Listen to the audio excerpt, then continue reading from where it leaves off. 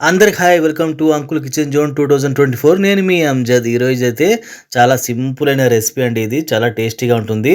మనకి ఇది ఎక్కువ రోడ్ సైడ్ బండ్లలో ఇది ఎక్కువగా కనిపిస్తుంది. టేస్ట్ కూడా చాలా బాగుంటుందండి. చేయడం కూడా చాలా ఈజీ. ఇది ఇప్పుడు ఏం చేద్దామంటే స్టవ్ మీద ఒక ప్యాన్ పెట్టుకొని దాంట్లో ఒక 3 చెంచాల నూనె అయితే వేసుకోవాలి. అలాగే 3 పచ్చిమిరపకాయలు నిలువ కోసుకొని పచ్చివాసన పోయేంత వరకు ఒక 2 సెకండ్లు అలా ఫ్రై చేసుకోవాలి.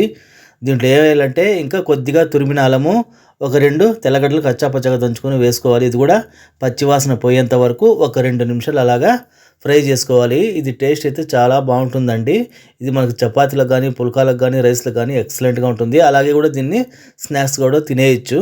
ఇప్పుడు ఏం చేద్దామంటే కొద్దిగా పసుపు వేసుకుందాము. పసుపు వేసుకున్న తర్వాత మనకు పచ్చివాసన కొంచెం పోయిన తర్వాత 2 నిమిషాలు ఫ్రై చేసుకొని ఇప్పుడు ఏం చేద్దామంటే నేనైతే 4 కోడిగుడ్లు అయితే తీసుకున్నానండి.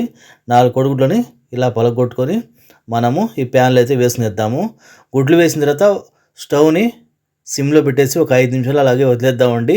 ఎందుకంటే అప్పటికప్పుడు కలిపితే మనకు పేస్ట్లా అయిపోతుంది. ఇప్పుడు చూసారు కదా, ఒక 5 నిమిషాల తర్వాత మనం స్టవ్ని మీడియం ఫ్లేమ్లో పెట్టుకుని కోడిగుడ్డును ఈ విధంగా కలుపుకోవాలి.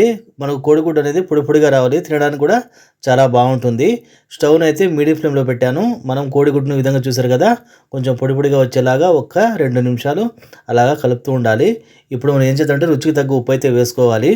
ఉప్పు వేసిన తర్వాత మనకు కోడిగుడ్డు ముక్కలకు బాగా పట్టేలాగా ఒక 2 సెకండ్లు అలా కలుపుకున్న తర్వాత ఒక హాఫ్ స్పూను కారం అయితే వేసుకున్నాను అండి. ఇంతకుముందే మన దీంట్లో పచ్చిమిరపకాయలు వేసుకున్నాం కదా, కారం అయితే నేను హాఫ్ స్పూన్ వేసుకున్నాను. కారం వేసిన తర్వాత అది ముక్కలకు మొత్తం బాగా పట్టేలాగా కలుపుకోవాలి మనము.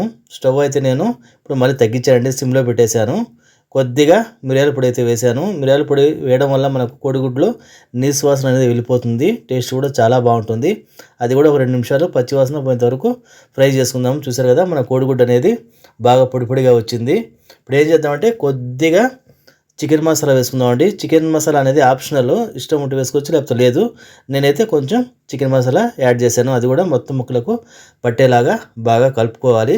స్టవ్ని అయితే నేను సిమ్ కన్నా కొంచెం హైలో, లో కన్నా కొంచెం తక్కువలో పెట్టానండి. చూసారు కదా, మన ఎగ్ ఫ్రై అయితే రెడీ అయిపోయింది స్ట్రీట్ ఫుడ్ స్టైల్లో. Thank you. సబ్స్క్రైబ్.